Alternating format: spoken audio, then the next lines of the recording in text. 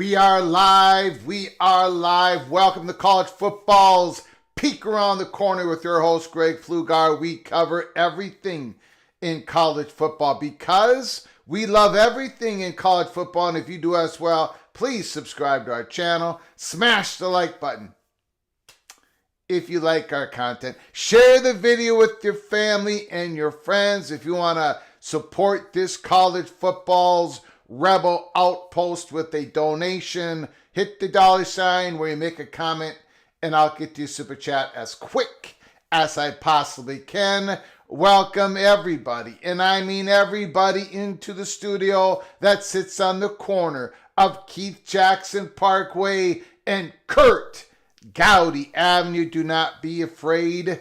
Do not be afraid to become a legend with the comments in the chat room, with your phone calls later in the show. I love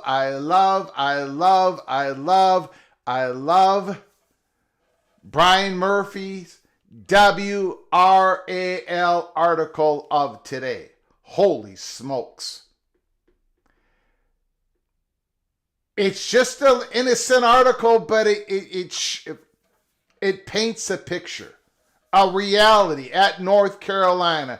Trying to lead, but Lee Roberts, the chancellor, also has to play to the internal politics of his university. What he said on Friday that Brian Murphy put out today, January 28th, was for internal consumption, because he needs to lay it out now for whatever they're going to do later, and they are going to do something. They are going to, but it paints a beautiful picture. We're going to go through that article in the back of the monologue. In the front of the monologue, we're going to be talking about just a little bit. I am not going to go down this rabbit hole. I am not. I provide a link in the description box.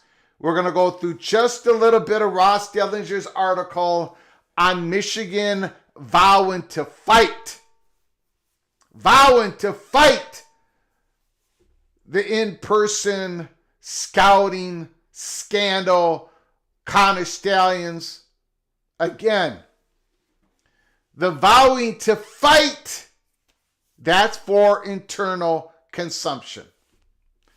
Look, if you're Michigan, if you're Ohio State, hell, if you're West Virginia, if you're Oklahoma State, if you're Minnesota, if you're Purdue, if you're the USF Bulls, you need people on board. You need people on board. You need people to donations, tickets, merch sale, t-shirts, sponsors. You need everybody on board. So at this day and age, no matter what is leveled against your program, whatever evidence you have, against your program, you are going to vow and fight, at least some of it. But there is one particular paragraph of Ross Dellinger's article that basically says it all. We're going to get to that, but we're not going to. Again, I provide a link in the description box for that article. You can read the whole thing if you want. You can read the 137-page document of the NCAA. You can all go down that rabbit hole together. But the fat guy from Minnesota is too fat to get into that rabbit hole. At least as deep as you guys can get there. So I'm not going to do it. We have spent 1,000 hours on that story months and months and months and months ago. But again, it was just breaking news about an hour ago. Michigan vows to fight the allegations. Kind of. Somewhat. Not really. It's for internal consumption. Much like what North Carolina Chancellor Lee Roberts had to say about something entirely different. And we're going to go through that. So we're going to go both through those two stories. But first, we are going to do the Sports Journal, Sports Business Journal. Real quick, there is not going to be any radical change for 2025 coming from ESPN and how they distribute the playoff content for the 12-team college football playoffs. Not a shocking surprise. 1 year of data when it comes to viewership doesn't mean a whole lot. They know there are some things out of their control. Some of the things out of ESPN and the College Football Playoff Committee, out of everybody's control. Some of that stuff, outside stuff, affected the numbers for the playoffs. But first, let's do the roll call. I want to thank everybody for joining us at the beginning, January 28th, Tuesday night.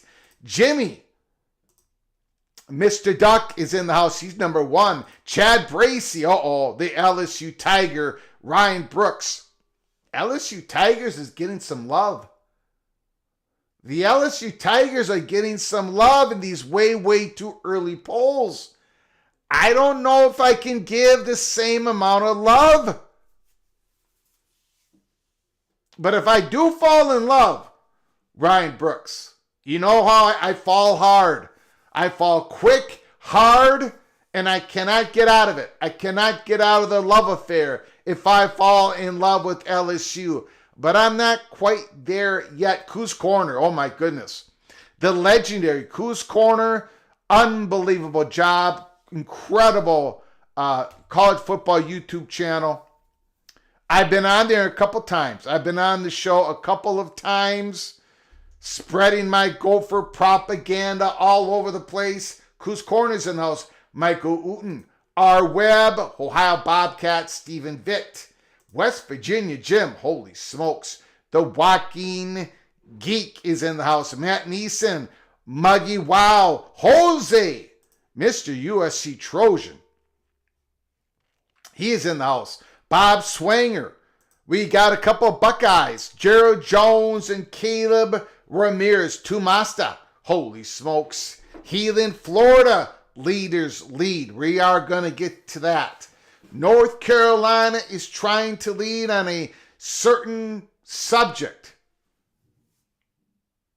And that is spending more and more and more money on their football program. We are going to get into it. I love this article.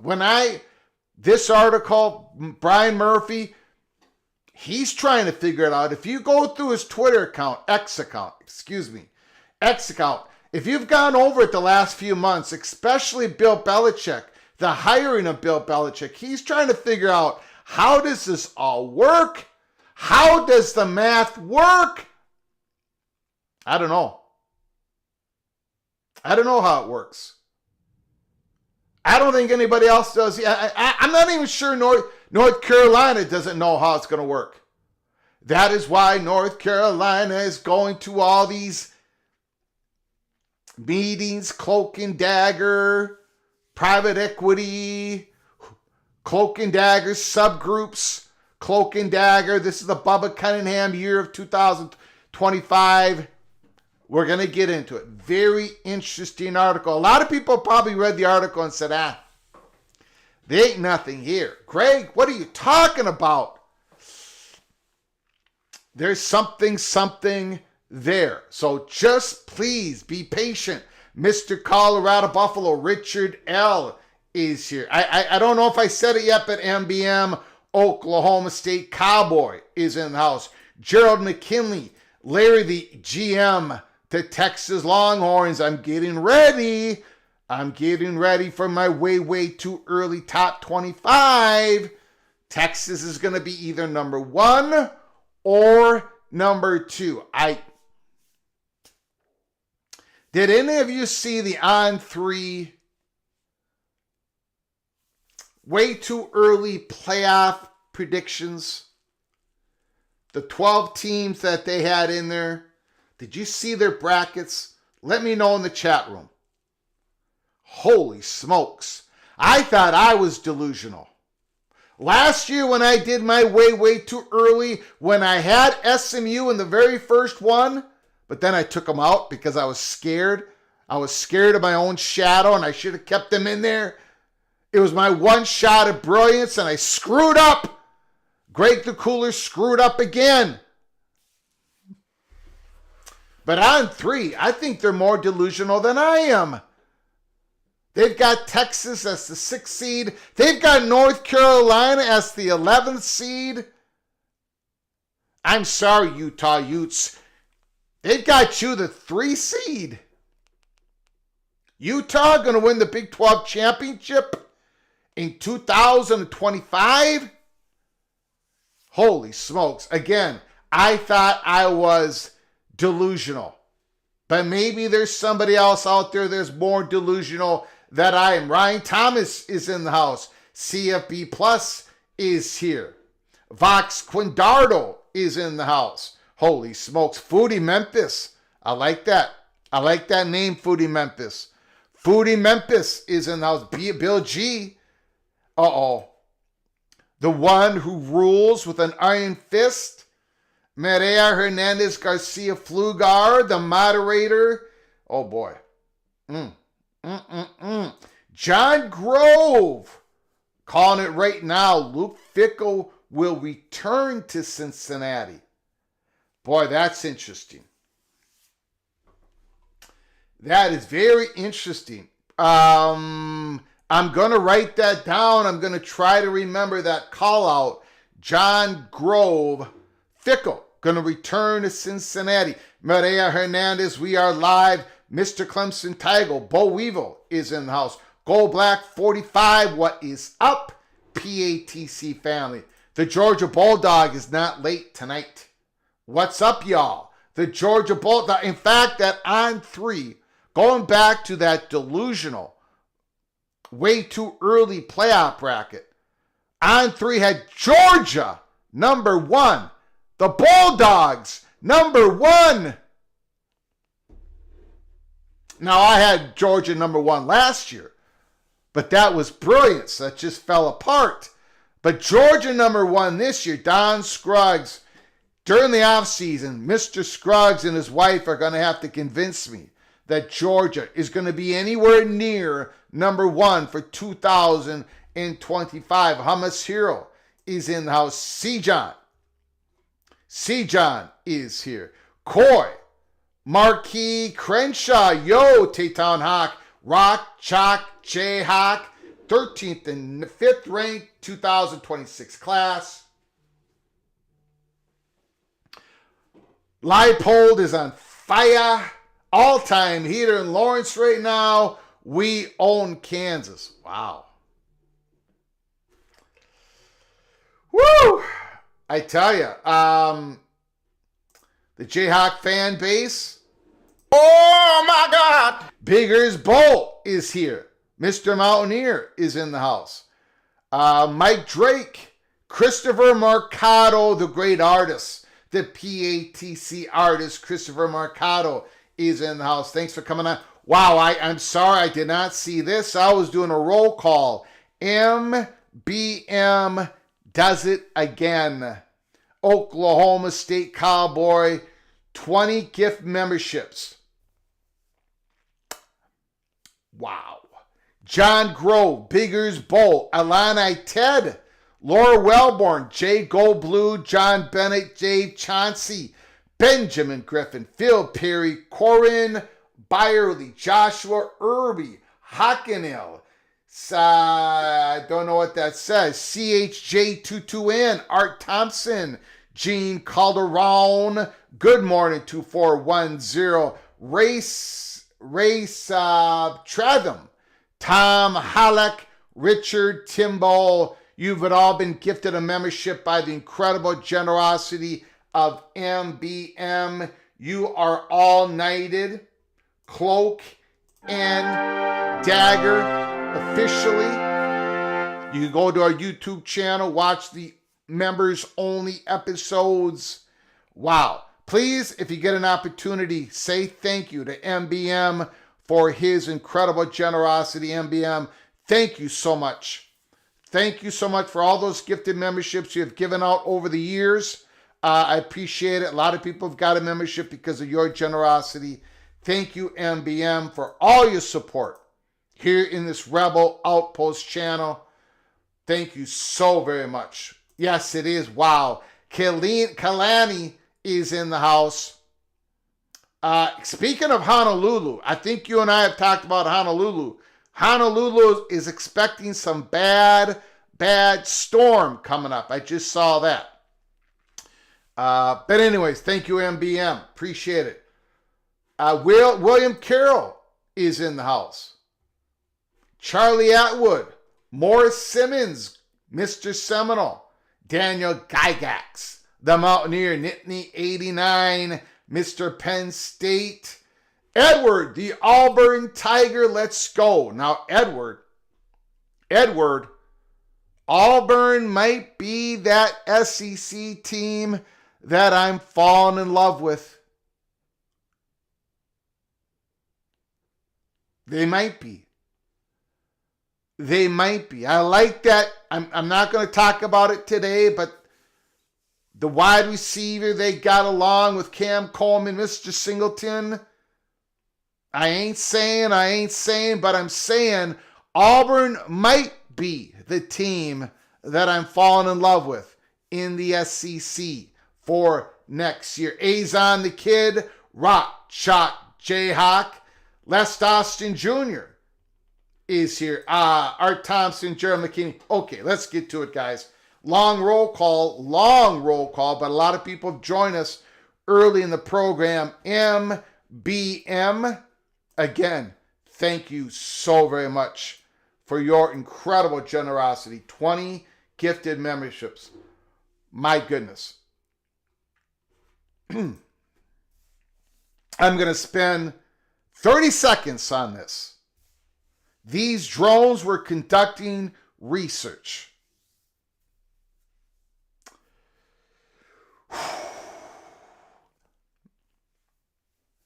I am not buying that at all. These drones were authorized. They were conducting research. The ones that were not misinterpreted as planes and helicopters and whatever, a certain amount of drones that were up there had FAA approval because they were conducting research. I've got two problems with that. Number one, if they were conducting research, why did the federal government not tell us that months ago? I'm not buying it. But even more importantly, number two, if these were authorized drones, then why didn't the federal government tell the local authorities? The police spent a lot of money on this. There were other agencies that spent a lot of money on this. The FBI spent a lot of money on this. Investigations.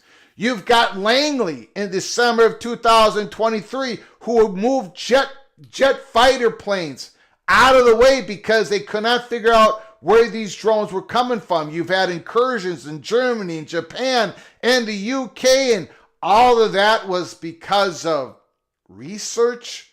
All these unauthorized drones flying over sensitive military installations were all there because, well, golly geez whiz, it's okay because they were up there because of research. Come on, man.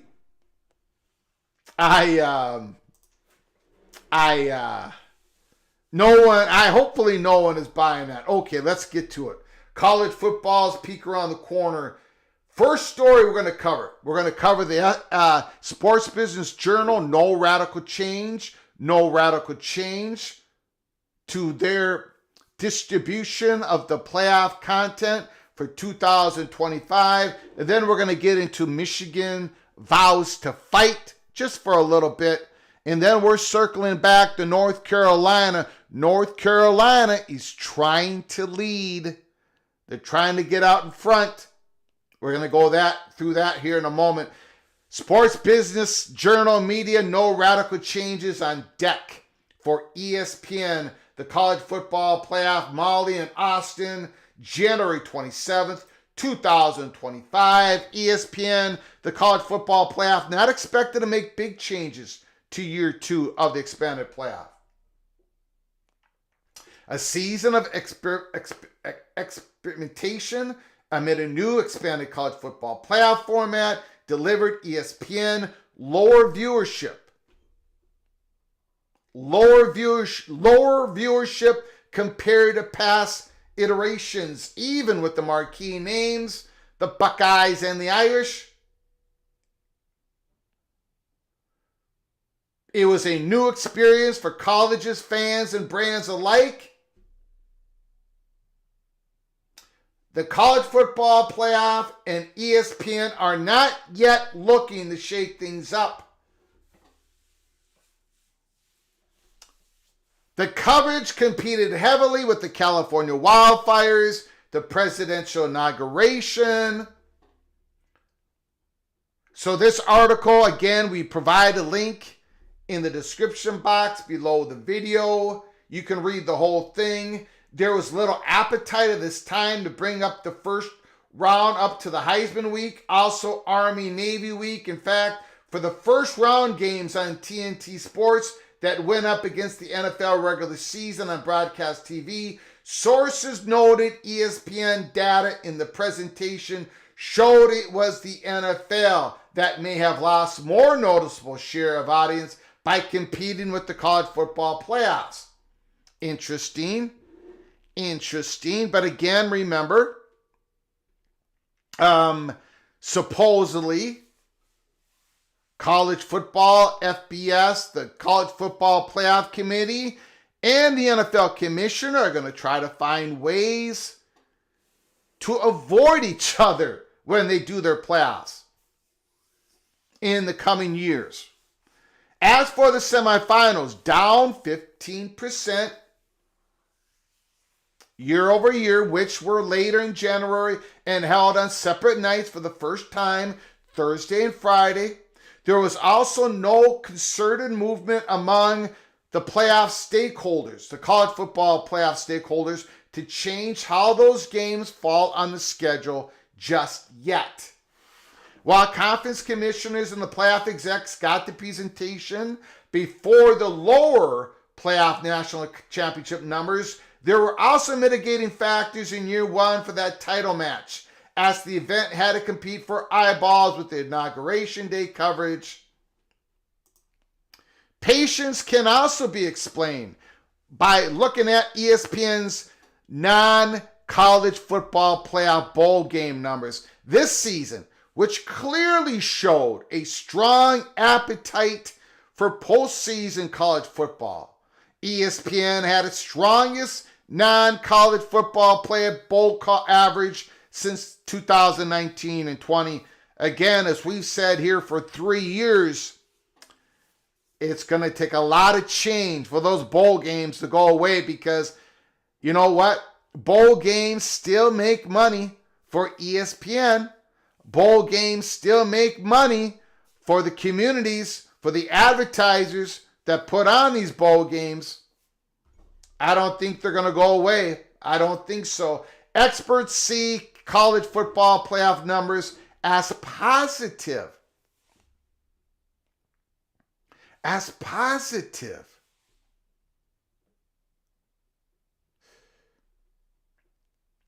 Media rights consultants also advise against sounding the alarm, referencing the growing decline in linear TV audiences overall. One expert's reference increased audience share going to places like YouTube and Netflix, where programming isn't measured with the traditional Nielsen metric. Again, that there is truth to that. It's harder to gauge the size of the audience. ESPN, beginning with the 2026 season, starts a 6-year extension with the college football playoffs. As part of the extension, starting with that season's title game, January 27th, ESPN will simulcast the playoff championship game on ABC, which is another factor very likely to increase viewership. The new ESPN deal, which will run through 31 and 32, also has a look-in provision that would allow revenue and formats to be re-examined in 28 or sooner should there be material realignment. ESPN lost around 30% of their subscriber base over the last few years, noted another media consultant. It would seem obvious, like what they did with the NFL, Monday Night Football, but ultimately it comes down to the matchup and whether it's a high-quality game or not. I would imagine there'll be some tweaks next year, but going forward, under the new ESPN extension, you may be looking at 14 or 16 teams going head up against the NFL. Doesn't seem sensible to me. And then finally, in this article, after the meeting between the college football playoffs and its behemoth media partner, it doesn't seem apparent that any major changes to the media windows will change. After all, the championship game is scheduled for Monday, January 19th, also MLK Day, Martin Luther King. And the CFP championship itself continues to grow as a tentpole event. This also makes sense to me. And the college football championship itself continues to grow as a tentpole event of the sports calendar. This quote, the CFP must get more ingrained with mainstream culture and build more year-round brand recognition. And that takes time. It takes time to get ingrained into the American sports culture. March Madness was not March Madness, at least when it started. But it became ingrained into the culture. It's going to take time, but I believe this playoffs is going to be expanded even bigger. And I think it's going to be successful. I think it's going to ingrain. And again, I've said this since the playoffs, I'm not worrying about these viewership numbers. I'm not. There's a lot of things that were going on. There's going to be a lot of things that are going to be going on next playoffs. I think the viewership numbers were probably what was expected, sort of, kind of. And again, the viewership numbers are being more difficult to actually gauge correctly because of people having options on how they view their content. Okay, so I just wanted to put that story out there. I thought that was pretty important. Put down your comments and thoughts in the comment section below the video. I just want to hit on this real quick here. By the way, where is that? Where is that comment? Now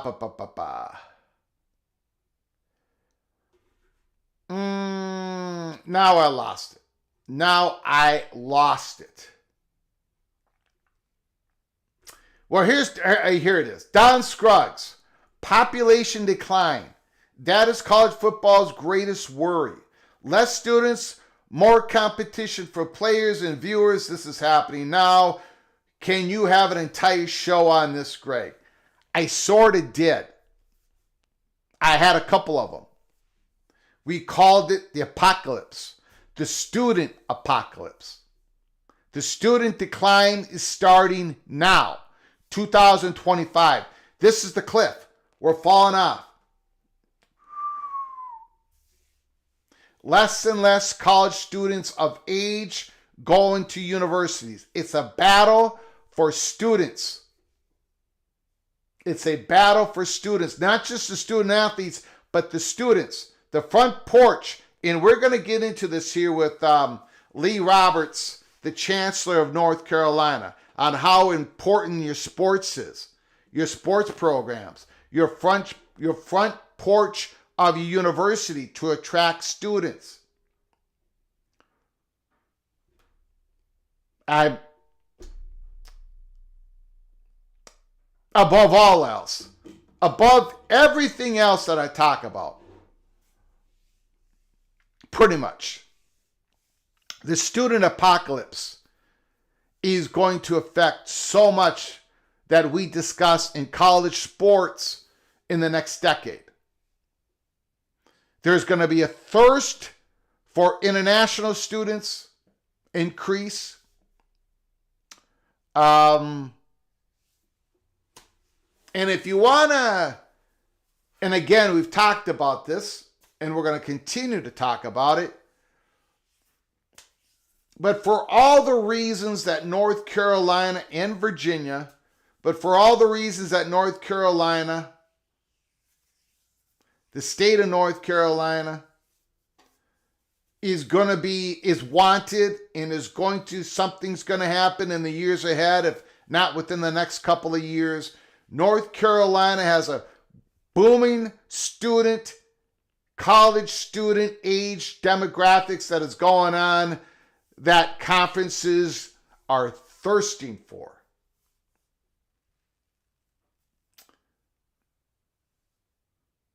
So we'll get into all that during the off season, Don Scruggs. We have touched upon it, and we are going to touch upon it again. Okay, let's get into North Carolina. Let's get into North Carolina.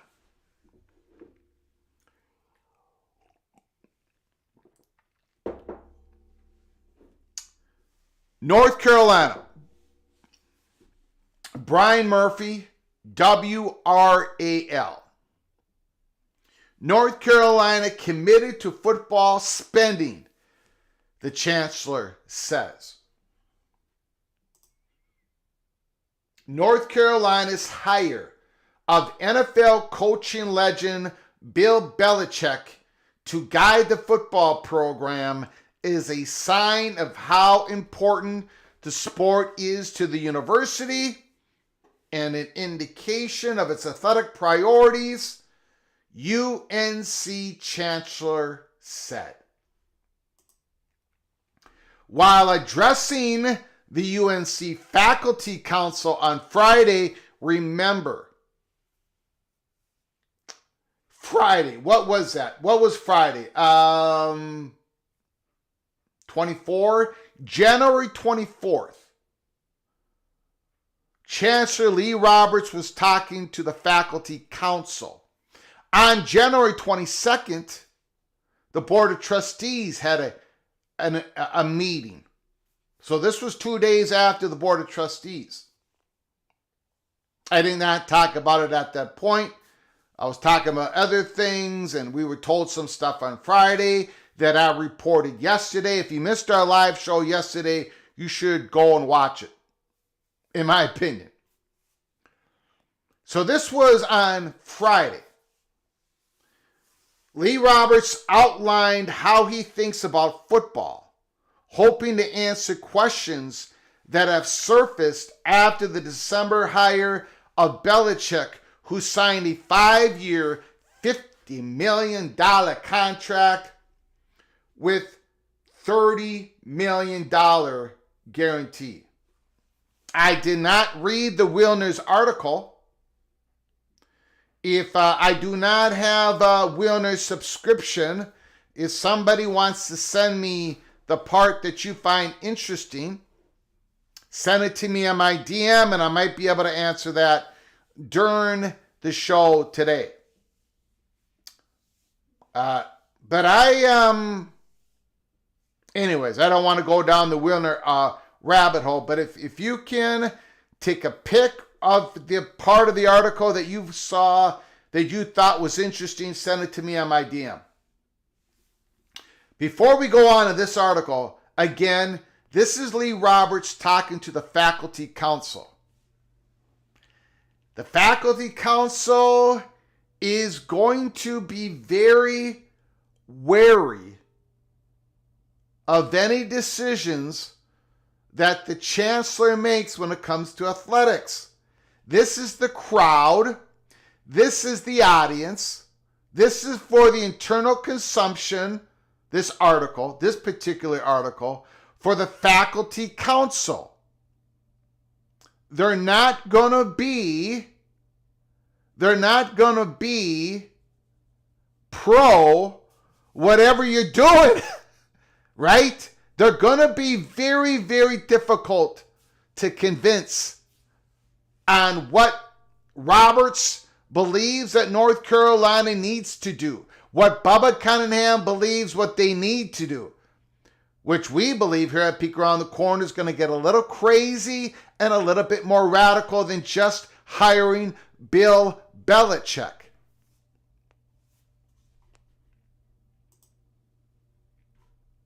We're going to continue to invest in our football program, Roberts said. We started playing football in 1888. Our football program's older than most of our academic departments. Again, he's telling this to the faculty, okay? And we're going to continue to make that a priority in the context of our overall athletics budget. Roberts said the public universities. Okay, to Master. I will get to that a little bit later. I will get to that at the back end, at the end of our monologue. Wilner, Pac-12 payouts and everything. Appreciate it. Roberts said that the public universities that he considers peers across almost any dimension are California, Berkeley, UCLA, Michigan, Texas, and Virginia. Michigan won the national championship in 23. Texas, which reached the playoffs each of the last 2 seasons, are traditional powers. 3 of those schools spend significantly more on football than we do, Roberts said, including Big Ten member UCLA. The other two, California and Virginia, are in our conference. California and Virginia spend about what we spend here at North Carolina on football. And they're trying to figure out how to spend more.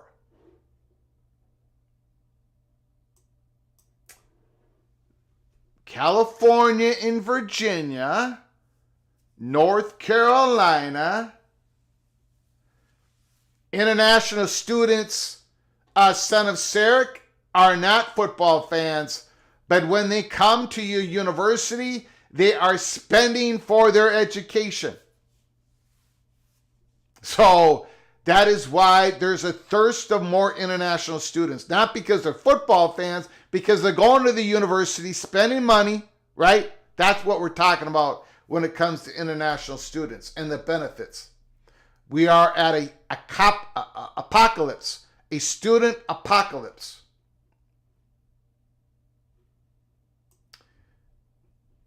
They spend about what we spend on football, and they're trying to figure out how to spend more. North Carolina spent $44.7 million on football salaries and operating expenses in 24, more than double its spending in 2017. And that was before the school hired Belichick and opened its wallet for him and his staff. The school, North Carolina, committed more than $16 million for assistant coaches, strength and conditioning staff, and support staff, and including the general manager. That's in addition to $13 million in direct revenue sharing payments to football players, expected to be allowed by the NCAA in the fall. So all that spending is before all of this, Belichick. College athletics are changing dramatically, and the importance of football is only increasing and will continue to increase, Roberts said. Again, he's telling the faculty council this, who is going to be his toughest audience, not for what he has just done, but what he may do in the future. Back to the article. Still, those figures lag far behind the sport's best and best funded teams. And the Tar Heels, unlike some, lack the astronomical revenue from the football that allows them to more easily increase the budget. It's the chicken and the egg. They don't have the eggs. They do not have that big money sitting there. Well, they may, but and we're going to talk about that through 2025. But they don't have it sitting right now at the university. UNC's total athletic budget was $139 million in 2023. Texas spent $61 million on football in 23, but the school generated more than $183 million on the sport. Michigan spent $68 million on football in 23, but its program generated more than $142 million. UCLA, $44.1 million, is about even with UNC, according to Sportico College Finance's database. But the Bruins, who have serious athletic debt, recently joined the Big Ten and should see a dramatic increase in revenue. Sorry, Mick Cronin, whatever your name is, basketball coach.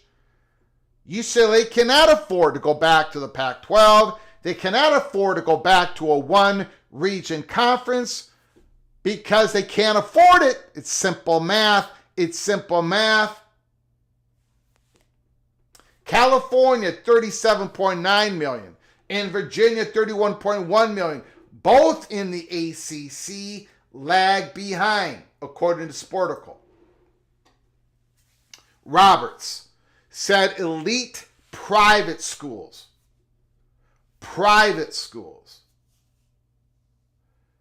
that UNC often considers academic peers like Duke, Stanford, Wake Forest, Northwestern, Vanderbilt, and Southern Cal are all trying to figure out how they spend more money on football and aggressively increasing their investments.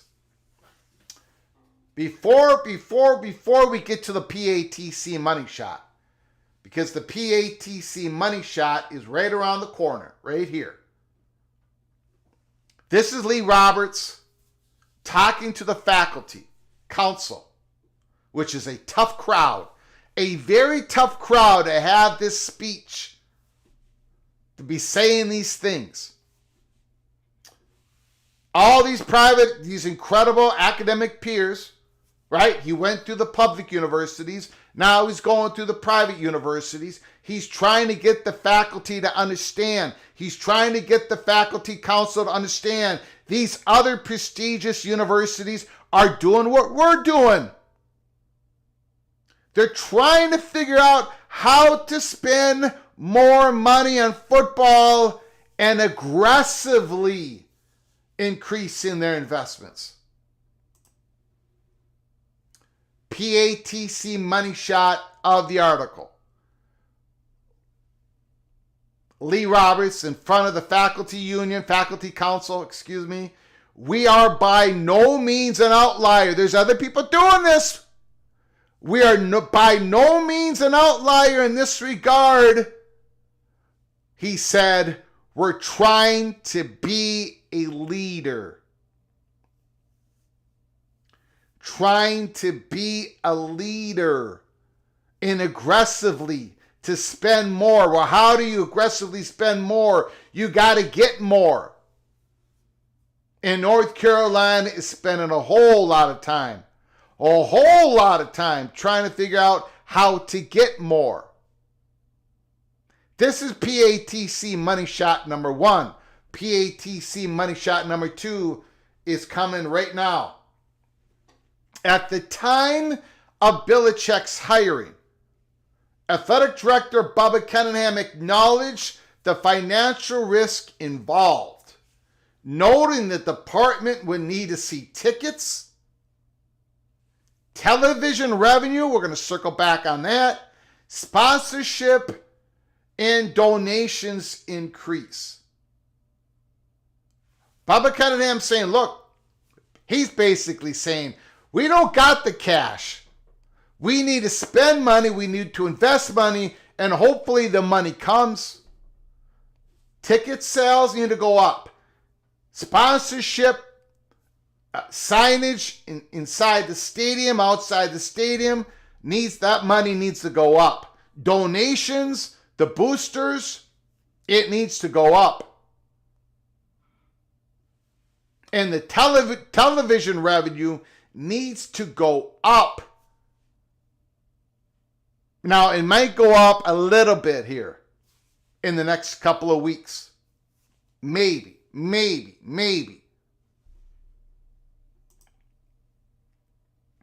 Already the program is attracting more attention.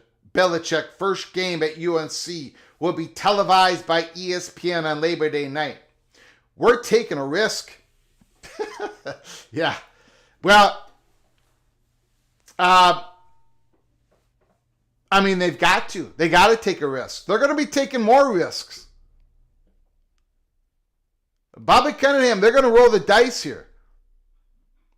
We're taking a risk. that we're investing more in football with the hope and ambition that the return is going to significantly outweigh the investment.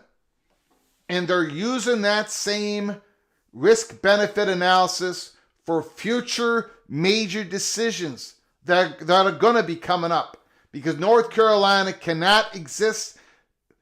They cannot get to where they want to get to competing at the sports that they sponsor, being stuck at this current level of revenue. Period. It reminds me of USC, right? When they called the Big Ten. They had to get above the stratification line. North Carolina is below the revenue stratification line. They got to find a way to get above it. Lee Roberts goes into why that is right now. I do not know how to pronounce this professor's name. I apologize. Song, a professor and chair of the university's geography and environment department, questioned Roberts about the spending on athletics. He said the school's mission is to educate students, do research, and provide a service to the state, nation, and world. No matter how great a sports team is, it cannot be the main story, said Professor Song, who questioned the spending priorities. Roberts says he's not confused about the relative importance of athletics compared to the university's academic mission, calling athletics a front porch. He said academics is the core, not athletics. But, he said, if you go all over the world, and I'm sure most of you have seen this firsthand, you'll see people wearing our colors, our logo, and they're doing that mostly because of our sports teams, not because of our political science department. PATC money shot number 3. The comment drew jeers in the room. The faculty council booed the chancellor. It's a fact of the world we live in, Roberts said. And for my opinion, Roberts is absolutely correct. The athletic department is the front porch. And if you want to have that, if you want that front porch to give you university the best exposure, the best value, the best ability to grab students in this country and international, around the world, students, as we hit this student apocalypse that is going on in this country starting now in 2025. This is just the beginning.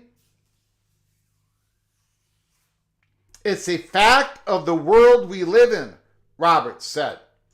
He added, it's the most visible, by far, part of the school. It can sometimes take an outsized importance, in my view, to some of our alumni and donors, but it's not at the core of what we're doing. Roberts told the group that the money used for coaching and staff salaries isn't available for other university priorities. It comes, he said, from the ACC's television contract with ESPN and through donations from the Rams Club. And finally in the article, the money that we spend on football, in particular on coaching and staff salaries, Roberts said, isn't available for other university priorities. The money would not be there if it wasn't for football. The money we're spending, investing in football, and we're going to increase it aggressively, would not be there if it wasn't for football, if it wasn't for sports. In other words, if we don't spend it on Belichick, if we don't spend it on the revenue share, if we're not spending it here, it's not going to be available for us to spend it on you guys. He's trying to explain this to a not so friendly crowd. Now, why is he doing this? Why is Roberts talking to an unfriendly crowd?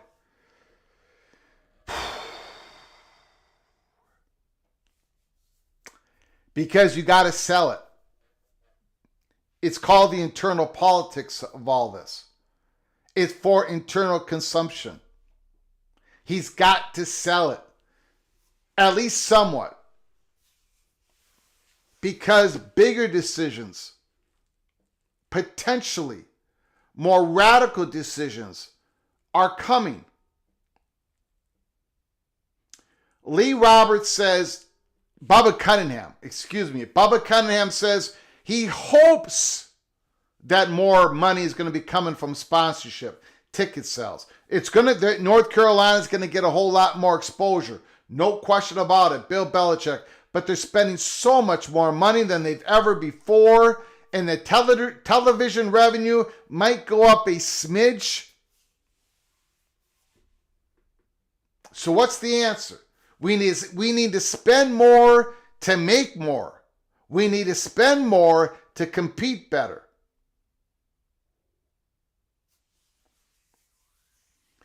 Well, North Carolina,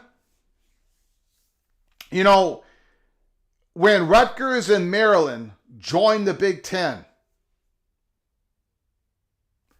North Carolina and Virginia had the opportunity.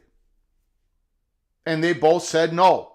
As I said here before, the Big Ten doesn't always get what they want. There's a long history of that. North Carolina, Virginia. So Maryland took it, and Rutgers took it. And if North Carolina would have taken that spot, they would be at the stratification line. They would not be dealing with what they're dealing with right now, but they're now dealing with it. And I would describe it in this manner. They've got a lot of work to do. Lee Roberts, Bubba Cunningham are trying to lead. They're out in front, aggressively trying to spend more. Well, to spend more, you got to get more. We know that they're a pro-private equity, that they're a pro the option. They're leading that. They are absolutely leading that possibility. And Lee Roberts is prepping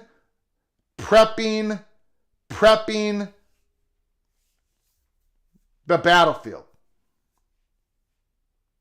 Because if they flip the switch on something radical, if they flip the switch on something have to do with private equity, if they flip the switch on something have to do with the dissolution of the conference and build another one up, if they have to flip the switch on going to the Board of Governors with North Carolina State, if they have to flip the switch on one of these radical ideas that they are bantering around or going in litigation,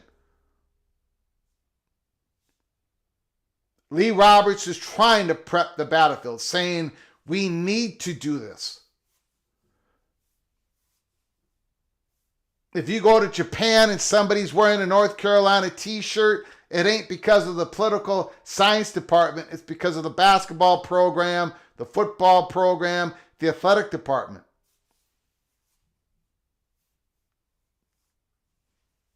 So that is North Carolina. And if you go read that article again, I provide a link in the description box.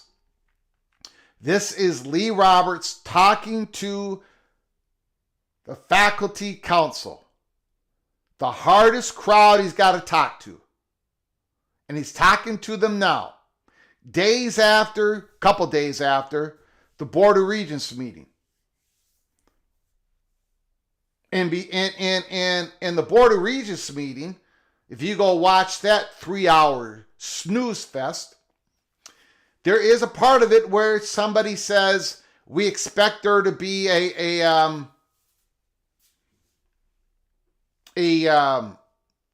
redone or renewed media contract with ESPN. They said it out loud.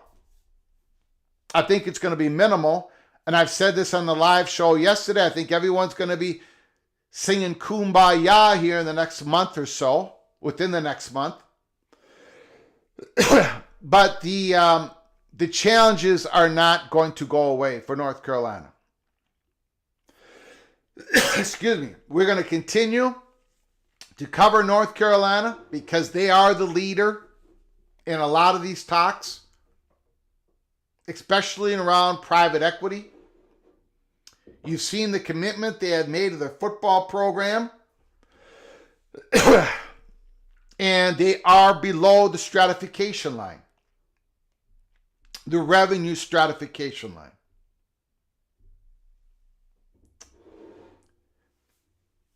USC had the freedom to make a move. They called the Big Ten because they had to get above the stratification line. North Carolina does not have that freedom. They can't call the Big Ten. They can call them, but the Big Ten and the SEC aren't talking about realignment with them. No first party talks.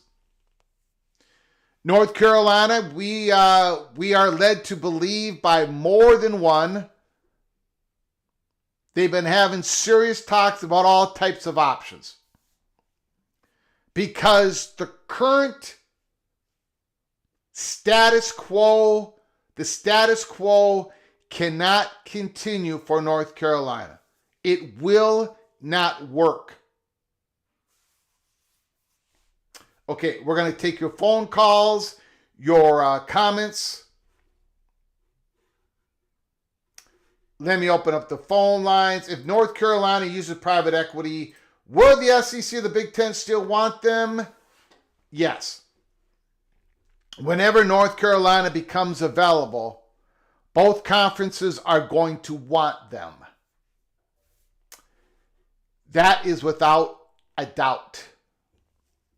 Without a doubt. Let me open up the phone lines here. You can talk about anything in college football that your heart desires. We've had a long monologue here. We've talked about Michigan vowing to fight, right? Vowing to fight. Again, when it comes to Michigan, I'm just going to show this here. In this article by Ross Dellinger, in its response, Michigan, the school acknowledges that some impermissible in-person scouting appears to have occurred, though less than the NCAA claims, and that some recruiting violations occurred as well. All of the wrongdoing, it says, will be addressed in the Committee on Infractions hearing, and it will advise the committee members of self-imposed penalties. The rest of the article is an argument for Michigan vowing to fight. They talk about who originally tipped off the NCAA to the Stallion scheme. It was somebody within Michigan. The tipster derived from Michigan's own campus. So you can go through the whole article. I just do not have the... You go ahead and read it, and you can call me and let me know. I read it, but I read it before we came on live, but I don't want to spend any time on it really talking about it in my monologue. But you can give me a call, give me a comment, a super chat, and we'll talk about it. But again, Michigan is vowing to fight, although they do admit that some things went hair wire there.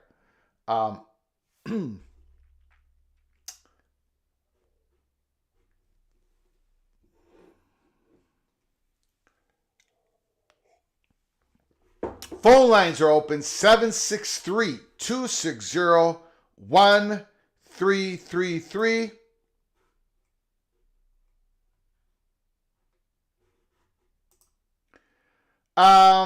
Okay, let me get to the Pac-12.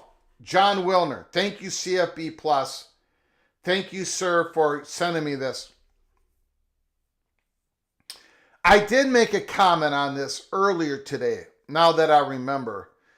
John Wilner, Mercury News, the total value of the 5-year agreement works out to $9 million or $10 million per school per year, which is more than the American Athletic Conference agreement with ESPN, $7 million per school, and should not be confused with the Pac-12 total annual distributions, which include football, basketball, postseason. Okay, got it. I will get to that in a moment. Call from Rick. Rick, the floor is yours. What's going on, sir? Thanks for calling. Hey, thanks for taking my call. So the Big Ten and the SEC aren't open to expansion, except maybe if the Tar Heels are knocking on the door. Well, they got to become available, right? I mean, if Notre Dame becomes available, Big Ten would suddenly be interested. If North Carolina became available, the SEC would suddenly become interested. Yep. Right. Well, that's the case with any school. Yep. Well, not of any school. A lot of schools could become available, and the Big Ten and the SEC would have no interest. Right. That they would have no interest. I agree. No interest in. But in order to become available, you have to exit or be available to go. Yep. Yep. You can't be married. Yep. You got to get a divorce. Yep.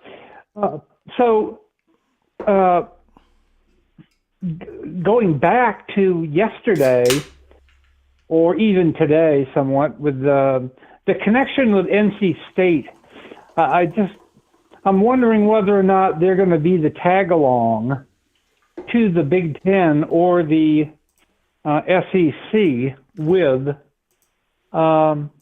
Tar Heels. I'm thinking so. So. Thanks for bringing that up, because I want to make a clarification on that.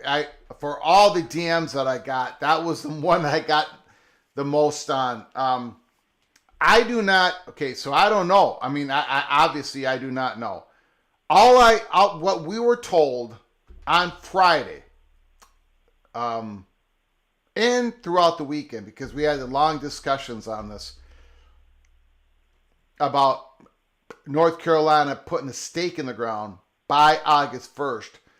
We were told if they went to the Board of Governors, that North Carolina State would go with them. In other words, this would not be they would not go. They would not try to do this solo, because I think they think it wouldn't work. So they would bring. Now, I don't know, like if that would mean that North Carolina State, like litigation, because they would have to get the approval of the Board of Governors for litigation. They would have to give the approval of the Board of Governors. Maybe to even do a private equity. Maybe they would have to get the approval of the Board of Governors, like deciding on, okay, if they can get out, if they do some dissolution theory, can they make sure they go to the same? I don't know what like all those other things are. But if they go to the Board of Governors, if they approach the Board of Governors when it comes to their future, when it comes to these big questions, these big challenges ahead, and these radical ideas, they would bring North Carolina State with them, which I find a little bit questionable. But we were, we were told that we were told that throughout this process. I'm just going to title it that way. So it's interesting, but I don't know, I don't know anything more than that. You know what I'm saying? It's like I do. Okay. And I think I guess the way I'm seeing it is that they would both, and when I say they, I'm referring to NC and NC State, gain their freedom together or not. And once free, they could conceivably go to the same conference, a different conference, or go to separate conferences. If it were so, or create their own conference. Yep. Well, that's certainly an option. I'm not buying into that. Yep. But that's me. That's me. Sure. But my real question was whether or not they would have to piggyback off of the Tar Heels to get into the Big Ten or to get into the SEC, or whether or not they would be independent of the Tar Heels, and perhaps the Tar Heels could go to the SEC and Wolfpack could go to the Big 12. I don't know. That's my best answer. I don't know about. Okay. I don't. I guess that's a possibility. I think that would be the least one, but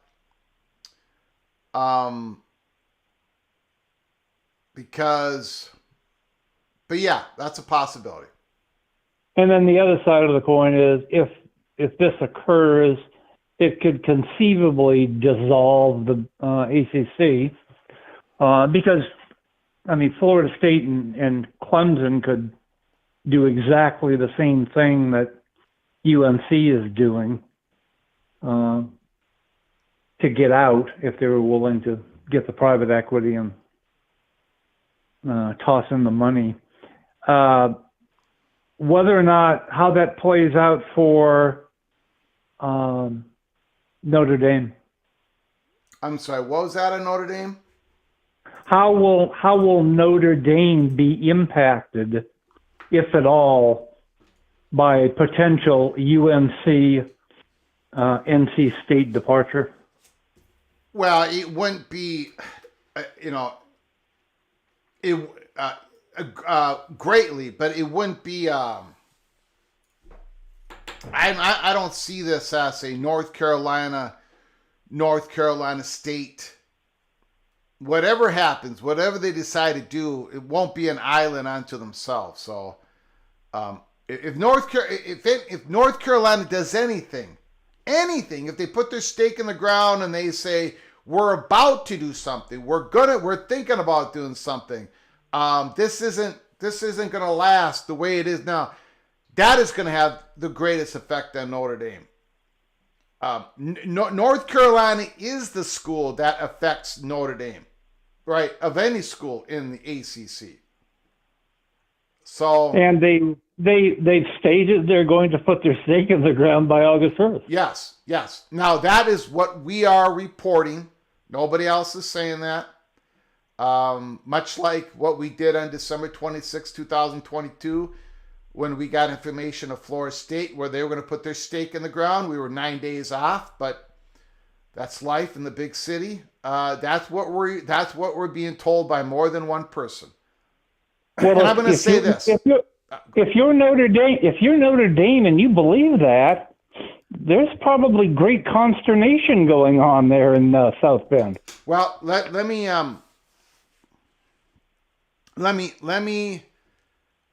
say this, because I probably really never have said this before, or I really have never made it clear before.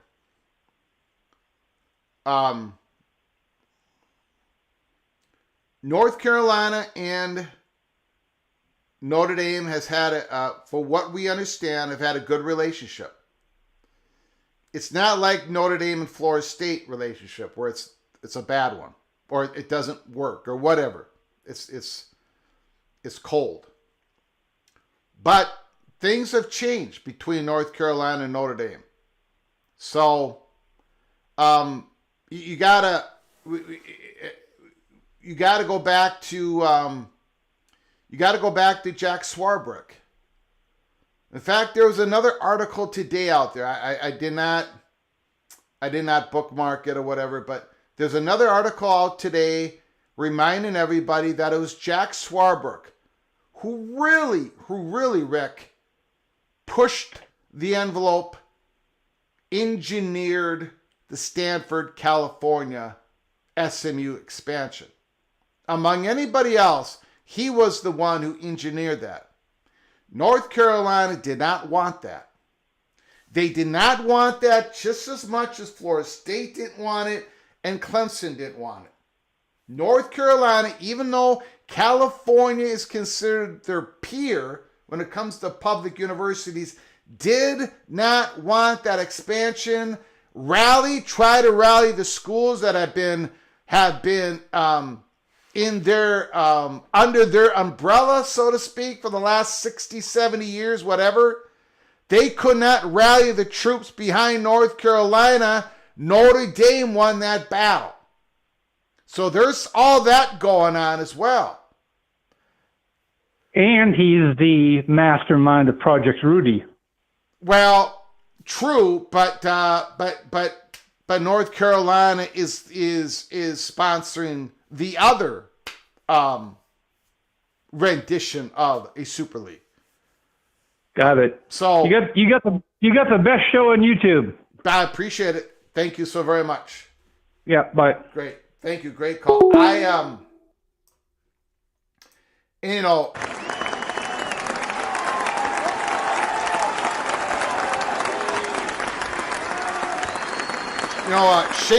Shame on me for failing, and I have failed on that, for not bringing that point home a lot. We talk about Florida State and Clemson and Notre Dame and Florida State throwing fists at each other, and Jack Swarbrick in public saying that Tallahassee is a tough place to get to, and we just had Notre Dame athletic director Bavak was saying we would love to play Clemson every year. Of course, he wasn't going to say that about Florida State.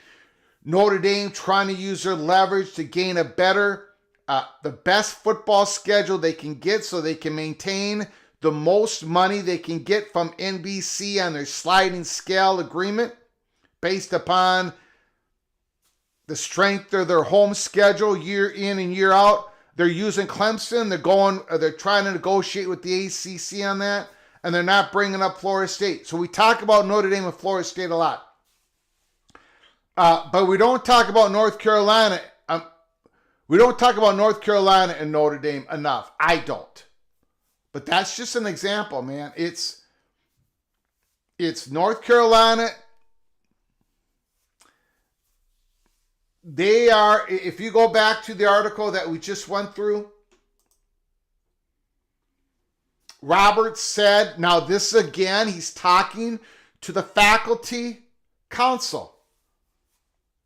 Elite private schools are also doing what we're doing, like Duke, North Carolina and Duke, right? We all know that. Great partnership. North Carolina, Duke, big rivalry, a lot of value in that rivalry. Duke, Stanford, Wake Forest, Northwestern, Vanderbilt, Southern Cal, they're all trying to figure out how they spend more money on football and aggressively increasing their investments. And this is the PATC money shot. We are by no means an outlier. Other people are doing what we're doing.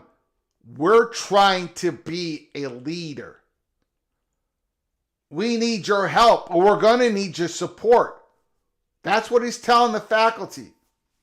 They're not going to get too much of their support, but every little bit counts, right? They went into the... Okay, let's put this in political terms. Lee Roberts went into the enemy camp on Friday. He's prepping the battlefield. The Bill Belichick thing is done. The contracts have been signed. The money has been, even though they don't have it, the money has been allotted to the coaching salary pool, $16 million. 13, 14, 15 million for the revenue share of the student athlete, the football players. Money after money after money after money that they don't even have has been allotted. That battle is done. It's over. It's done. It's the next battle. It's the next aggressive Because remember, all of what Bubba Cunningham did, all of what Lee Roberts did, and all of what the Board of Regents, chairman of the board, I forget his name, Pryor. I don't think I have that name right. Prayer. And he came, he's a big rival with Bubba Cunningham, but he came on board. He was pro Bill Belichick and all this. All of what they did was on the spending side of the ledger. Again, I'm going to put, all of this is on the spending side of the ledger. We are all trying to figure out how they spend more money on football and aggressively increasing their investment. We're trying to be a leader in spending. But to do all that, you got to be a leader. You got to be a leader in creating more revenue. So how are you going to do it? You're going to hopefully get more ticket sales, higher ticket prices, possibly, maybe, at least more tickets. More in football stadium signage, sponsorship money, television revenue, which is only going to be probably a little bit of an increase, if at all. But they're going to have to get some more money in.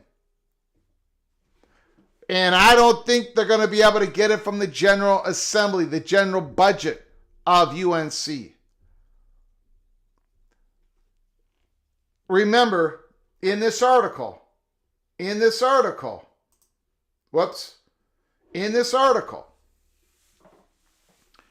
Lee Roberts said to the faculty council, if you go all over the world, I'm sure most of you have seen this firsthand, you'll see people wearing our colors and our logo, and they're doing that mostly because of our sports teams, not because of our political science department. The comment drew jeers in the room. Lee Roberts says it's a fact of the world we live in. Lee Roberts is prepping the battlefield because there are other major, larger decisions that have got to be made in the future that is bigger than Bill Belichick, believe it or not. I don't know anything about, people keep telling me about this Robert Perez, Mr. Fresno State. I have not heard a word of it. UNLV is not going to become a member of the Big Ten Conference. I've had that question asked to me about 10 different times in the last week. So my question to anybody out there, is there some sort of UNLV columnist? Is there some message boards? Is there a UNLV YouTube? And we've had a UNLV YouTube channel guy who hosts a channel call us. Very smart guy. Great job. You know, we've had some good conversations here at PATC about UNLV. But I'm wondering, where is this coming from? Where is this UNLV trying to get to the P2? Just let me know. What is going on there? UNLV to the Big 12 with UConn. I don't even think that is going to happen. Ricky Tungate, the money Notre Dame would save on travel in the 7 schools close to them, Notre Dame and Penn State, end of the season. Thank you, Ricky Tungate. I do appreciate your super chat. I don't think Notre Dame worries about travel money.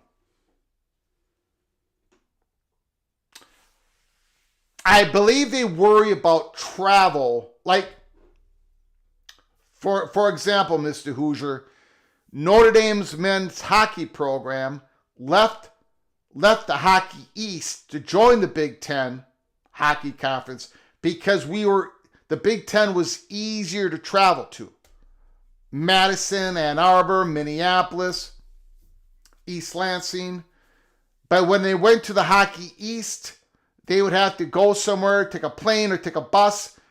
And it was, they would take a plane, then a bus. And it was, after years of that, Notre Dame, Jack Swarbrick said, I'm going to call the Big Ten and we're going to try to get into the conference. And it happened. But the miles isn't always important. It's the convenience of the travel. Again, Jack Swarbrick does not like Notre Dame going to Tallahassee. He's got his reasons. He talks about it. Anyways, thank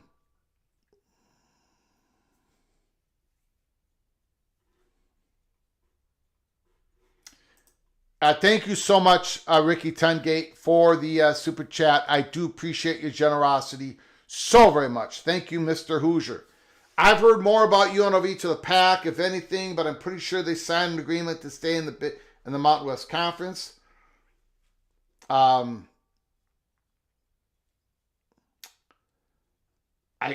whole UNLV thing doesn't make any sense to me. I mean, our Holy Smokes Theater, we had UNLV up at the stage. We thought there were going to be the 6 teams that the Pac that Oregon State and Washington State would take with one fell swoop, but they only took 4 of them. And then they ended up taking Utah State. The whole thing doesn't make any sense. I cannot imagine UNLV going to the Pac-12 right now.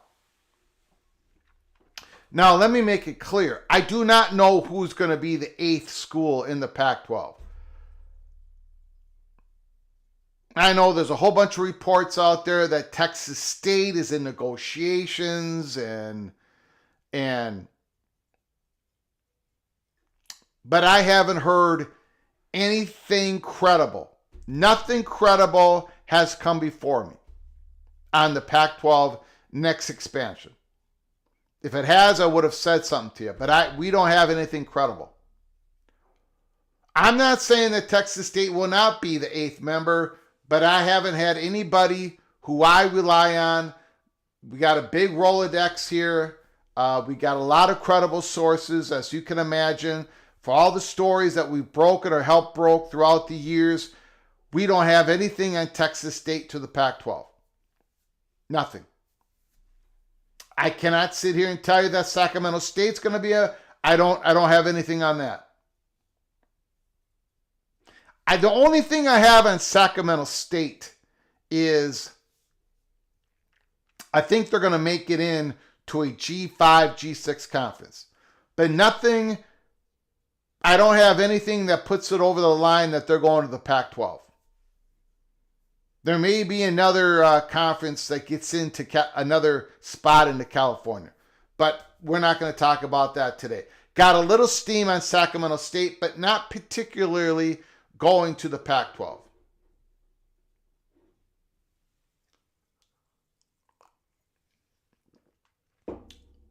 Phone lines are open, 763-260-1333, 763-260-1333. Give us a call. Tom DeBay, UConn renewing the Big East. Gore is not an impediment to leaving the Big East. UConn is not going to close that exit hatch. UConn is keeping the Big 12 exit hatch clear, open. They're going to be able to open it up when they need to. It's largely dependent on the Big 12 in their negotiations with some outside money. We're going to keep it as general as possible. UConn's future is largely dependent on the final offers and deals that Brett Yormark can get from outside money, investors, private equity, private capital, and his ability to sell it to the Big 12 presidents. That is where UConn's future, I have gotten nothing on any potentiality of UConn to the ACC. Nothing. And I see that reported all over the place.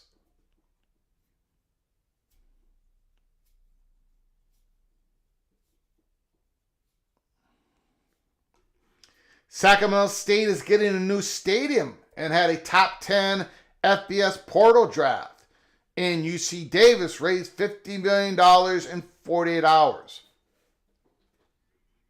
John Fomlore, I just think there's a certain ceiling for all the California CSU schools. Pack ain't leaving a spot open for Cal? I don't think so. I do not think so. Wilner keeps pushing UNLV to the Pack. What if that happens? What a messy way to get there. I mean, good grief. Good gravy. If UNLV ends up in the Pac-12, what a horrible way to get there. What a waste of resources, because now UNLV is going to have to pay out of that agreement. If that happens, nobody can convince me that Oregon State and Washington State did not screw this up. They could have had their 8-team conference like that and then shoot for the moon. Grab the 6 highest valued Mountain West Conference schools at the very beginning, not just the top 4, and then shoot for the moon on a Tulane-Memphis combination, Tulane-Memphis UTSA combination, whatever. 2 to 4 other schools coming from the AAC, but they should have grabbed the 6 top Mountain West Conference schools. That was all the chatter. Remember that? That was all the chatter. Behind the curtain. All these reporters had the same information. No, it's not going to be a total merger between Oregon State, Washington State, and then all the schools in the Mountain West. We kept saying that week after week, month after month after. It ain't going to happen. It's going to be a Frankenstein conference. But Oregon State and Washington State did not do what everyone thought they were going to do. They took 4, only 4, and that left them battling. And then they finally got Utah State, and now they're looking for one more. They screwed it up.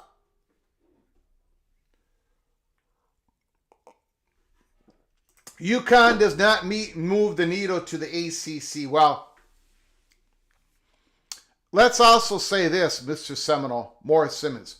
Can you imagine? It's not going to happen. It's not going to happen. It's not going to happen. We're just pretending here. But can you imagine we all wake up tomorrow morning and we see that Bavacqua of Notre Dame led enough votes for the ACC to go get UConn, and UConn's an addition? Can you imagine what Florida State would do? I mean, what they would say? What Clemson would say? What North Carolina would say? They would go,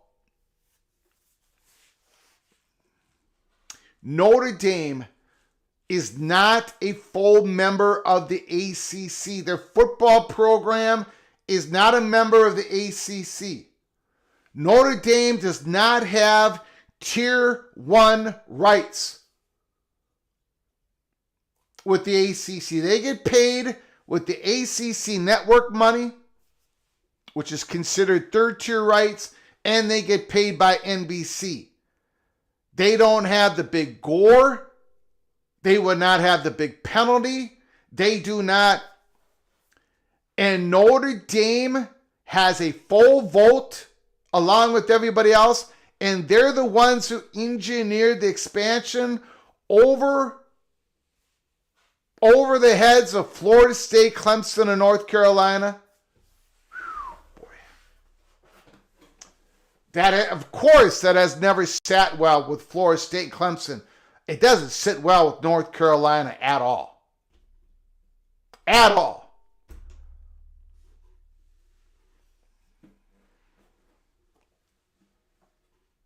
Michael Smith says they are the 18th ACC team. John Dry, the ACC gave Notre Dame too many rights for not being a full member. The phone lines are open, 763-260-1333.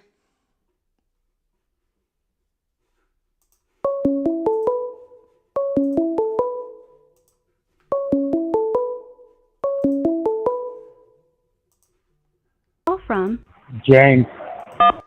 James, is it? Yes. All right. Thanks for calling, sir. The floor is yours. I'm just wondering if with UNC they might be trying to do a different conference, like try and take the ACC back to the original. Because if you go with the PE, the money that's involved, because I'm just going to say Prime. They pay $1 billion a year for 8 episodes of a TV show that only 1 million people watch. What So show the is money, the Rings one. that? They 1 million people watch it. They pay like $180 million an episode for it. Mm-hmm. So now you're talking about a football, well, not just football, baseball, basketball, every sport that they do, they would have the programming for. So you're talking minimum somewhere around 50, 60 games a season that would play just for home games for a conference. So if they're willing to pay that for that, what are they really willing to pay for unlimited amount of content? And if the SEC and Big Ten aren't willing to do that, North Carolina could be looking at, hey, why don't we grab these schools that aren't happy in the ACC and go get real money for it?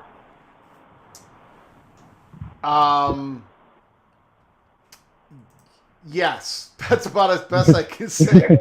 It's one of those. Again, it's one of those possibilities. Now, it might take. Okay, so for North Carolina, how do we say this? For that possibility to happen, that long shot possibility to happen, there's got to be a bridge from where North Carolina is in a particular sum of ACC schools, not all of them. Mm-hmm. Okay, there's got to be a bridge from there to Amazon. It can't be just right. Okay. So that bridge is what? The PE, private equity, strategic partnership. Yep. With private equity or some other money, and that's all part of the. Yep. That's all part of it. Yep.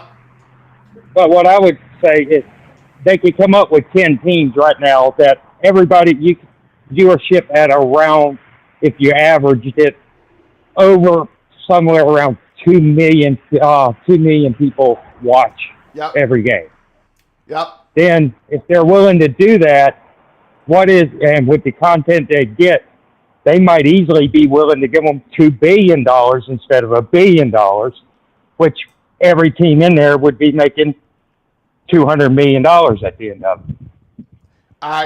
When it comes to the money, I have no idea, but but again, I mean, you're right. I have no idea what the money amount would be, but again, I don't know if you were.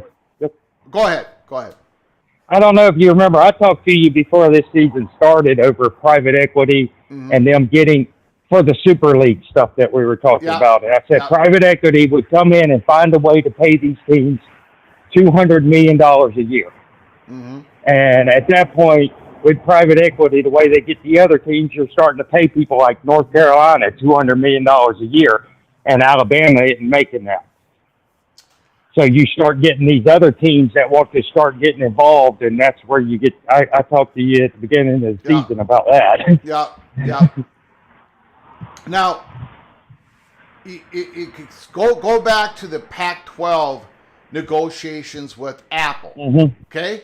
The old guard, nobody really wanted them to get nobody gave them an offer. ESPN lowballed them. Fox wasn't. They only wanted a couple pieces of the Pac-12. So Apple comes in, they put some offers out there, and they weren't good enough. They were not good enough, right? Mm-hmm. Amazon did not really want to jump in. A lot of people thought they would because Amazon, located a lot of people out in the West Coast and all that. But Amazon didn't want to really take their, it wasn't worth for them. But now to get into the East Coast that has some West Coast pieces, maybe some of those West Coast pieces come along, maybe they don't. But Amazon may be interested now to pay above what we would all consider market price for that content. Again, there's a lot of even those streaming giants like Netflix. I see A2 says Netflix will own Fox live streaming rights before 2026. I have heard a little bit of steam on Fox. You remember Fox doesn't have their own, they do not have a streaming component in their platform. They might be looking at trying to do something with somebody, an Amazon or Netflix. But going to Netflix, WWE, right, signs this big contract with Netflix. Yep. But it ain't just the media money that WWE is getting. It opened up some unique sponsorship money. Sponsors that are connected with Netflix. So you get all of that as well. And so Plus if the ACC does, go ahead. Plus you get new subscription people out of it also, which stick around for your other content. That's where ESPN, I think, messes up. It's all sports, and some people don't watch all sports, whereas a Netflix, a Prime, all of them have other content you can watch. So it's worth keeping the subscription for the whole time. All right. Anything else, sir? Beautiful call. Nope, that's it. You got it. Thank you. Appreciate it. Beautiful. Thank you. Call again, sir. Yep.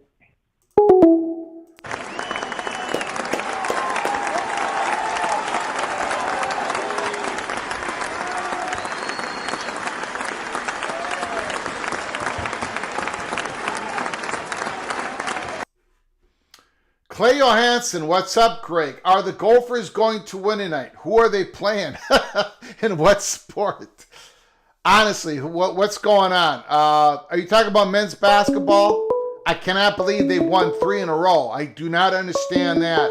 Congratulations to the players and Ben Johnson. But let me know what you're talking about, Clay. Who are the Gophers playing tonight? Call from Larry the GM. Larry the GM, Mr. Longhorn is on the line. Hey, Greg, how are you doing tonight? I'm doing good. How are you doing, sir? Good. Now, Greg, I've been listening to you for almost a year. Wow. And I think I'm beginning to learn the foreign language that is the PATC community. Yeah. And what I mean by that is, Greg, you don't come on just to fill time. You have a message for us. And you have a purpose when you come on. Greg, you've done 2 straight days of intense North Carolina coverage. That means something. Am I reading you correctly? You are reading me correct. Most of the time I have a certain, yes, you're reading me correct. And a lot of this information was all told to us on Friday. A lot of stuff. And remember, a few days before that, there was a Board of Regents meeting. Some chatter came out of that. Then Lee Roberts had a meeting with the faculty and I didn't even talk about that yesterday. Brian Murphy, thank God he wrote this article, so I'm able to talk about this. Yes, there is a rhyme and reason most of the time of what I'm doing behind the mic. I know that. Except for the singing. I figured that out. Except for the singing and my predictions against the spread, which all go pear-shaped. Go ahead, sir. So, 2 straight days of North Carolina. Now, I don't think, maybe I missed it, but I don't think you're not framing this as imminent action from North Carolina, but you're framing it as growing strong discontent. Yes, and, just like December 26, 2022, when I came on here and said Florida State's going to put a stake in the ground the first quarter of 2024, and people said, what the hell are you telling us now for if it's not going to go on for another? Because the story kept building and building and building. The dots, you were able to connect the dots. Mike Alford came out in February, 2 months after I said it in a live show. He came out and said, something's got to change. The story kept building and building and building, and then it happened December 22nd, 2023. So that's what we're doing Greg, here. You've also said in the framework of these 2 shows, you've highlighted it tonight, that Notre Dame has a revenue gap with what they're spending. I mean, they're not just they're going to increase revenues with the moves they've made because people are going to be more interested when Bill Belichick's your coach, but I wouldn't project, maybe I'm wrong, Greg, but I wouldn't project that that's going to fill that revenue that represents doesn't fill the spending that you highlighted. At least not at first. I think best case scenario, it fills it mostly up within 3 years. But no, they're priming the pump here. They're spending more than they have. So, and you've highlighted the growing imminent engagement of private equity. Are you trying to tell us private equity is coming extremely soon to North Carolina, Greg? And maybe you can't answer that. I do not know the answer to that. I would guess, I would put my chips in the middle of the table that the answer is no, because I believe, now I could be proven wrong, in a week from now, but I believe that in fact, I'm pretty sure this is the case, but whatever, I'll take the L if I'm wrong, Larry, but I'm pretty sure all third-party money, all decisions on third-party money is off the table until the ruling in April of House versus NCAA, and even possibly the implementation in July when it becomes official implementation. Not that House versus NCAA is going to hold up. I mean, that there's a whole nother story. But I do not believe any decisions on private equity is going to take effect until at least the official dotting of the I's, crossing the T's in April. Having said that, Larry, there's another side to this. Number one, we were told of a pretty important private equity meeting that's going to happen among Big 12 and ACC institutions that is going to be in early spring. So that's sometime after March 21st. And we were also told, as I said yesterday on the live show, that North Carolina stake in the ground, blah, blah, blah, by August 1st. So there's your calendar. I do not believe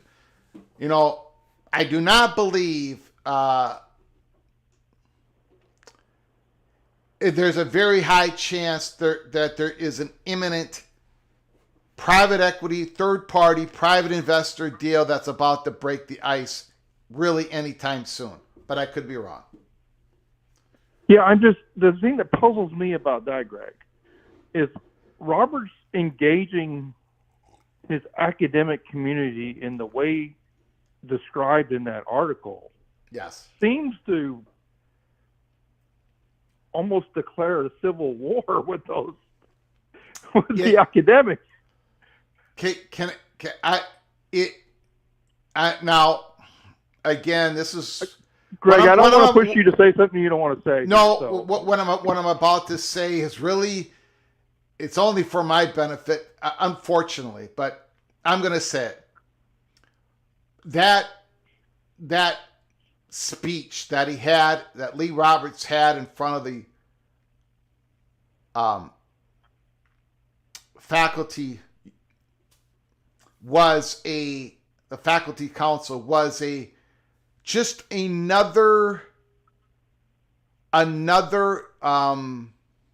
reason for PATC, BTM, and his associates, and I'm not going to go down the rabbit hole of who they are, long-time people, sources, people in the money perch. What happened on Friday is just another reason why BTM and associates and myself have complete trust in what we're being told by North Carolina money perches, because they told us that this was going to happen, and the motivations and the reasons and all this stuff. So again, internally, it's just like, well, we were drawing a map to this point and it happened. So anyway, so it's important, but again, you guys, I'm not able to show you emails and stuff, but I'm just saying that was an event that is prepping the battlefield for potential bigger events that are coming down the road here. Right, because Greg, and it's being stated in the chat. Let me make sure people aren't misunderstanding what I'm saying. North Carolina has great academics. Yeah. I can relate to this, Greg, because Texas goes through this with their academic side of their institution too, right? There's a lot of professors that would, I mean, they understand the impact that college football and college sports has on the whole university, but they're not necessarily real happy with that being the focus. Yeah, and so I understand the dynamic that's being described here. Texas, yes, they've had a battle with the faculty, but their situation, there's one big major difference with Texas's battle. Texas has been able, and has been doing it. They've been distributing some of their athletic money to the academic side. Right. If you remember, Larry, when Texas signed the Longhorn Network deal, a part of that money went to the academics, not to the athletic side. They've been able to pay them off. Yes. So, they've been able to pay them off. While Lee Roberts is sitting here in front of the faculty going, hey, guys, you know this extra money that we're spending on Belichick that we don't even have? Well, we wouldn't even have the ability to possibly do this. I mean, this money isn't going to be yours no matter if we do this or not. Like, he's got an uphill battle. And this is why he went into the Lion's Den and had this discussion, not because he needed it for the Belichick battle, because that's over and done with. He's going to need it for other battles up ahead. Correct. Yeah, and that statement is like, well, you were never going to get this money. Yeah. That's the slap in the face that I don't think most academics want to hear in these university environments. So, Greg, I thought it was fascinating that you covered this topic at another level deeper today, and it just, I've like I said, I've learned to read the tea leaves of the Greg Pflugar world, and I know that this means something, and it means there's a lot of activity going on in this. This is an eye of the hurricane in the college football, college athletics world, and you're pointing us to that as watch watch what's happening in this storm. Yep. So, and we're going to thank you, keep Greg. I covering just it. wanted to probe you and ask you a couple of those questions and maybe help complete the message that you're trying, or at least what I thought the message Yep. that you were trying to give us today. I appreciate it, sir. Thank you. You got it. Thank you, Larry. Bye-bye. Beautiful call.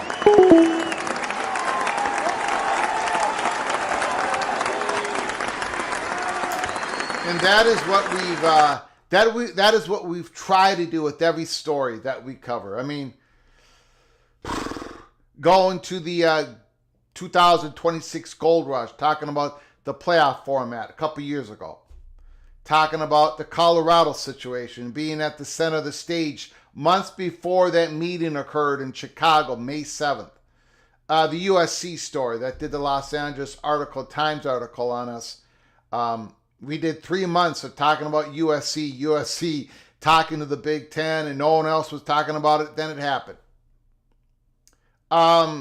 This is how we do it. We think we've got something, and then we dig in and we poke and prod, and we try, and we give you information that ends up being really not all that important. But some of the information we put out there, suddenly you start connecting the dots. And then it happens.